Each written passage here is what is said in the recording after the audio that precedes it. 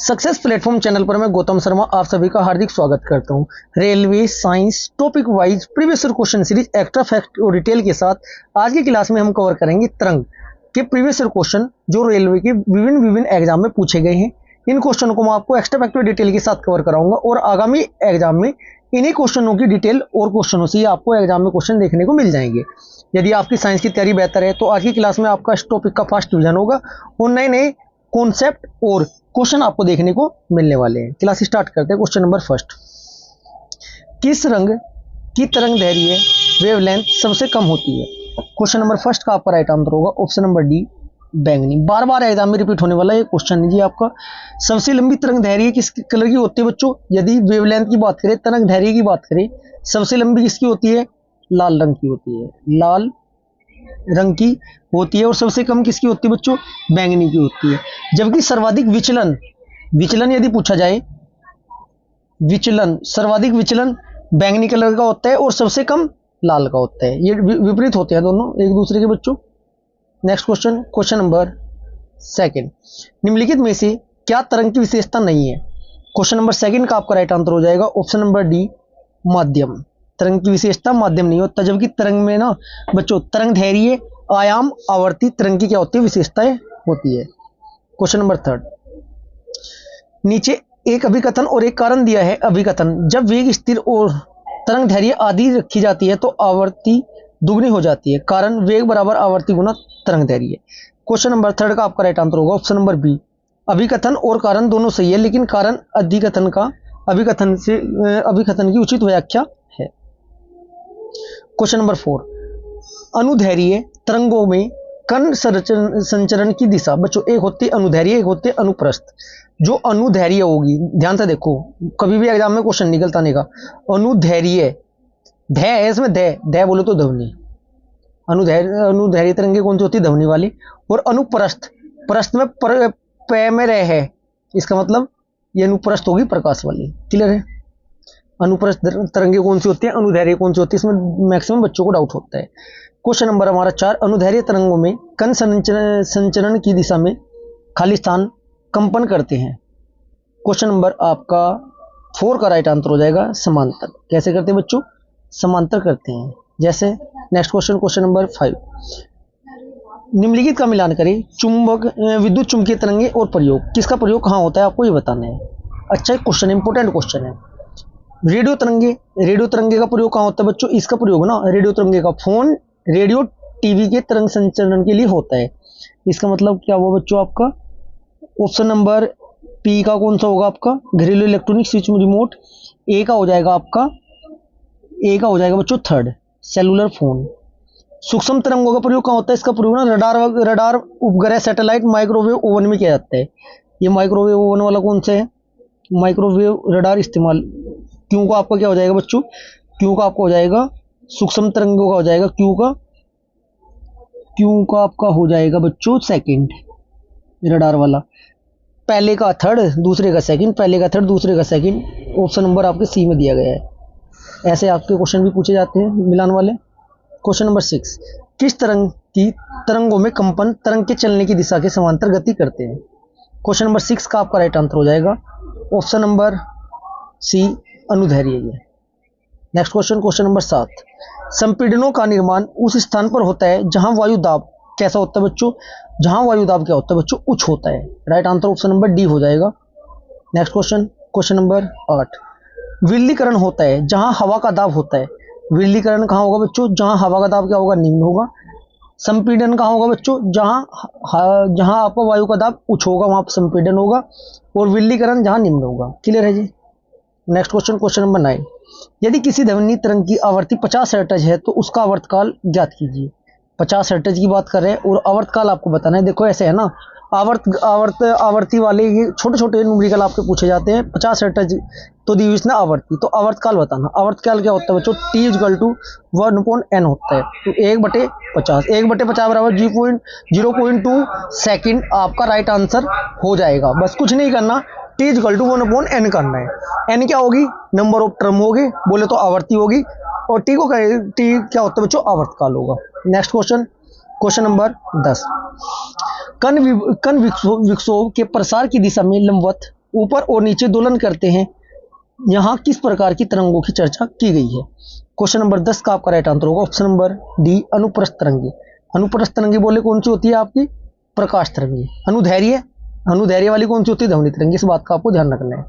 Question number 11, कंपन कर रही वस्तु का समयांतराल 0.04 सेकंड है तो तरंग की आवृत्ति होगी। कभी आपको आवृत्ति पूछेगा, कभी आपको समयांतराल पूछेगा। आवृत्ति क्या होती है, टी। एन इजकल टू क्या हो जाएगा बच्चों, 1/t हो जाएगा। वैल्यू पुट करते हैं, वैल्यू पुट करो, एक टी कितना 0.04 होगा आपका, तो ये कितना हो जाएगा 100/4 हो जाएगा, मतलब 25 हर्ट्ज। राइट आंसर 25 कौन से में, ऑप्शन नंबर बी में आपका दिया गया है। Right answer option number B. Question number 12, किसी विस्फोट के कारण समुद्र के तल पर बनने वाली लहरें होती है। राइट आंसर होगी कैसी होगी, अनुदैर्घ्य तरंगे होगी। अनुदैर्घ्य बोले तो ध्वनि तरंगे। नेक्स्ट क्वेश्चन, क्वेश्चन नंबर 12, निम्नलिखित में से कौन सी एक अनुप्रस्थ तरंग नहीं है। कौन सी अनुप्रस्थ तरंग नहीं है, राइट आंसर होगा आपको ऑप्शन नंबर डी, ध्वनि तरंग। नेक्स्ट क्वेश्चन, क्वेश्चन नंबर 14, लंगर डालकर रोकी हुई नाव लहरों से हिल रही है जिसमें तरंगों का ऊपरी सिरा 100 मीटर अलग है। तरंग के ऊपरी सिरों का वेग 25 मीटर पर सेकंड है। नाव की हिलने की आवृत्ति क्या होगी। कुछ नहीं करना बच्चों, नाव की हिलने की आवृत्ति क्या होगी, तरंग के सिरों का वेग बटे तरंग की ऊपरी सिरा 25/100 कर देना, क्या हो जाएगा 0.25 हर्ट्ज हो जाएगा। 0.25 हर्ट्ज कौन से में आपका 0.25, ऑप्शन नंबर बी में आपका राइट आंसर दिया गया है। ऐसे हल्के हल्के क्वेश्चन आते हैं बच्चों। क्वेश्चन नंबर 15, किसी अनुदैर्घ्य तरंग में लगातार 2 संपीड़न और 2 लगातार विलीकरण प्रक्रियाओं के बीच की दूरी को क्या कहा जाता है। क्वेश्चन नंबर 15 का आपका राइट आंसर, इसको कहा जाता है तरंग दैर्घ्य। नेक्स्ट क्वेश्चन, क्वेश्चन नंबर 16, निम्न में से किस तरंगों में संपीड़न और विलयन प्रतिक्रिया शामिल है। संपीड़न और विलयन दोनों प्रतिक्रिया शामिल है, वे होती है आपकी अनुदैर्घ्य तरंगों में। Next question, question number 6 question है सभी बच्चों। एक तरंग का वेग v, आवर्ती f और तरंग दैर्घ्य लैम्डा है, तो आपको उसका भी बताना फॉर्मूला क्या होगा। राइट आंसर हो जाएगा आपको option number B, v = f lambda. Next question, question number 18, आवर्त और कालावधि में क्या संबंध है। आवर्ती और कालावधि में क्या संबंध है बताना आपको। क्वेश्चन नंबर 18 का आपका राइट आंसर होगा option number D, t = 1/μ। Next question, question number 19, एक माध्यम में एक ध्वनि तरंग की तरंग दैर्घ्य कितनी है जिसकी आवृत्ति 840 हर्ट्ज और गति 380 मीटर पर सेकंड होगी।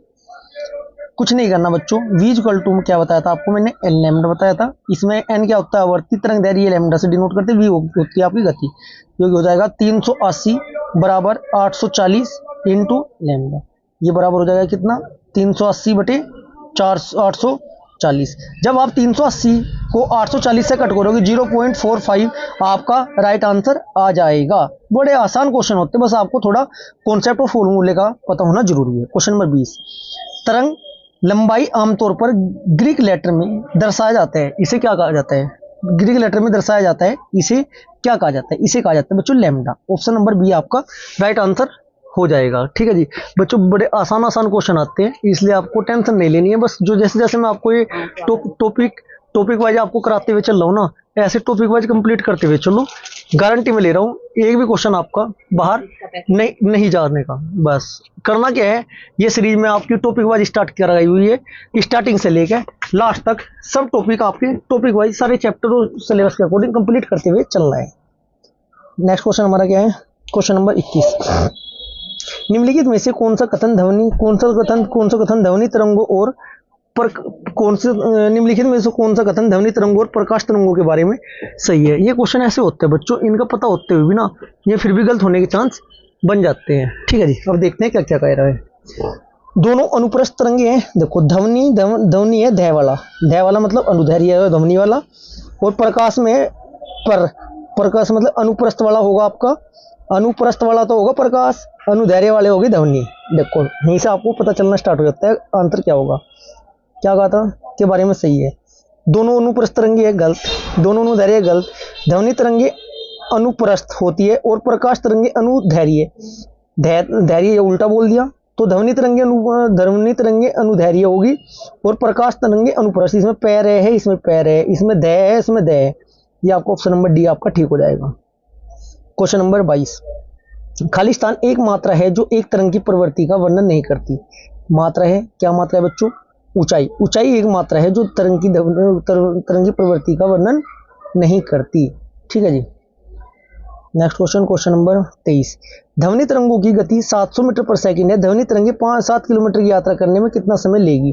कुछ नहीं करना है बच्चों, 700 की बात हो रही है इसमें। 700 मीटर, 7 किलोमीटर को मीटर पर सेकंड में कन्वर्ट करेंगे, 7000 मीटर हो जाएगा। 7000 मीटर जाना है 700 मीटर पर सेकंड के हिसाब से। 0 से 0, 0 से 0, 7 एकम 7, 0, 10 second. Right answer option number A. कुछ भी तो नहीं करना होता। Question number 24। किसी ध्वनि तरंग की आवर्ती v और आवर्तकाल t है तो बीच में क्या संबंध होगा? राइट आंसर होगा option number C, n = 1/t। यह मैं आपको लगातार बताते हुए आ रहा हूँ। Question number 25। यदि किसी तरंग की आवर्ती दुगनी हो जाती है तो उसकी तरंग दैर्घ्य होगी। उसकी तरंग दैर्घ्य क्या हो जाएगी बच्चों? राइट आंसर होगा आपका ऑप्शन नंबर डी, मूल का आधा हो जाएगी। मूल का क्या हो जाएगी? आधा हो जाएगी। Next question, question number 26। Radio द्वारा उत्पादित ध्वनि खालिस्तान से बढ़ती है। रेडियो द्वारा उत्पादित ध्वनि कहीं से बढ़ती है बच्चों? राइट आंसर होगा आयाम बढ़ने से। क्या बढ़ने से? आयाम बढ़ने से बढ़ती है। Next question, question number 27। किसी माध्यम में एक कण 2.5 सेकंड में 40 कंपन पूर्ण करता है तो तरंग की आवर्ती खालिस्तान होगी। 2.5 सेकंड में कितना कर रहा है कंपन? 40। 1/t, 40/2.5। ठीक है जी। कितना हो जाएगा? 16 हर्ट्ज। बताओ कुछ है क्या? कुछ भी नहीं। 1/t याद रखो, मैक्सिमम क्वेश्चन सोल्व करोगे। Question number 28। तरंग चाल, आयाम, तरंग दैर्घ्य और आवर्ती सभी को कहा जाता है, क्या कहा जाता है? क्वेश्चन नंबर 28 का आपका राइट आंसर होगा ऑप्शन नंबर बी, तरंग की विशेषताएं। Next question, question number 29। तरंग का आयाम होता है। तरंग का आयाम होता है, कैसा होता है बच्चों? क्वेश्चन नंबर 29 का आपका राइट आंसर होगा ऑप्शन नंबर बी, माध्यम के कणों द्वारा मध्य स्थान की किसी भी तरफ तय की गई अधिकतम दूरी। Next question, question number 30। आवर्ती खालिस्तान में प्रकट की जाती है और दर्शाता है कि घटना प्रति सेकंड दोहराई जाती है। आवर्ती के बारे में बात हो रही है। राइट आंसर होगा हर्ट्ज में। आवर्ती हर्ट्ज में प्रकट की जाती है या इसकी यूनिट हर्ट्ज होती है। Next question, question number 31। ध्वनि के संचरण के दौरान माध्यम के कणों के उच्च घनत्व का क्षेत्र कहलाता है, क्या कहलाता है? राइट आंसर होगा आपका ऑप्शन नंबर सी, संपीड़न। Next question, question number 32। एक श्रोता 0.4 सेकंड में 70 तरंग सीकर केस्ट और तरंग गर्त ट्रप उत्पन्न करता है। तरंग की आवृत्ति ज्ञात कीजिए। तरंग की आपको आवृत्ति बतानी है। क्या करना है बच्चों? 20 तरंग हो रही है, 20/0.4 कर देना। जब इसे कट करोगे 50 हर्ट्ज राइट आंसर आ जाएगा option number D. Next question, question number 33। एक तरंग के गर्त की गहराई को इसका खालिस्तान कहा जाता है, क्या कहा जाता है इसका बच्चों? राइट आंसर होगा इसका, क्या कहा जाता है? आयाम, एम्पलीट्यूड बोलते हैं इंग्लिश में। Next question, question number 34। किसी माध्यम से घनत्व के एक दोलन को पूरा करने में लगने वाले समय को क्या कहते हैं? क्वेश्चन नंबर 34 के राइट आंसर हो जाएगा, इसको कहते हैं तरंग का समयकाल। ऑप्शन नंबर बी आपका राइट आंसर हो जाएगा। Question number 35। डॉक्टरों द्वारा ठोस वस्तुओं को भेजने हेतु एक हवाई अड्डों में किस तरंग का प्रयोग किया जाता है? क्वेश्चन नंबर 35 का आपका राइट आंसर होगा option number B, X-ray. Next question, question number 36। Infrared किरणें क्या है?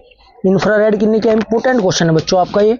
इंफ्रारेड किरणें क्या होती है? विद्युत चुंबकीय तरंग होती है। Right answer option number D हो जाएगा। Next question, question number 37। निम्नलिखित में से किस विद्युत चुंबकीय तरंग की तरंग दैर्घ्य सबसे कम होती है? क्वेश्चन नंबर 37 का आपका राइट आंसर हो जाएगा ऑप्शन नंबर डी, गामा किरणों की होती है। किसकी होती है बच्चों? गामा। गामा किरणों की खोज किसने की थी? बैकुलर ने की थी। एक्स किरणें की खोज किसने की थी? रोंटगन ने की थी। पैरामैग्नेटिक किरणों की खोज किसने की थी बच्चों? रिटर ने की थी। दृश्य विकिरण की खोज किसने की थी? न्यूटन ने की थी। और आपका दीर्घ रेडियो तरंग की खोज मार्कोनी ने की थी। Question number 38। खालिस्तान सूर्य द्वारा उत्सर्जित हानिकारक विकिरण है, क्या बच्चों? क्वेश्चन नंबर 38 का आपका राइट आंसर हो जाएगा ऑप्शन नंबर बी, पैरामैग्नेटिक किरणें। Next question, question number 39। निम्नलिखित में से कौन सा किसी ध्वनि तरंग के प्रति इकाई समय में किए गए दोलनों की संख्या है? क्वेश्चन नंबर 39 का आपका राइट आंसर हो जाएगा ऑप्शन नंबर डी, आवर्ती। Next question, question number 40। ध्वनि की आवर्ती v, तरंग दैर्घ्य लैम्डा और चाल v के बीच संबंध क्या है? क्वेश्चन नंबर 40 का आपका राइट आंसर हो जाएगा v = λn। ऑप्शन नंबर सी आपका राइट आंसर हो जाएगा। Next question. ये आज की क्लास हमारी यहीं समाप्त होती है। यदि क्लास आपको अच्छी लगी वीडियो को लाइक करें, शेयर करें। यदि आपने चैनल को अभी तक सब्सक्राइब नहीं किया प्लीज सब्सक्राइब जरूर करें। Thank you.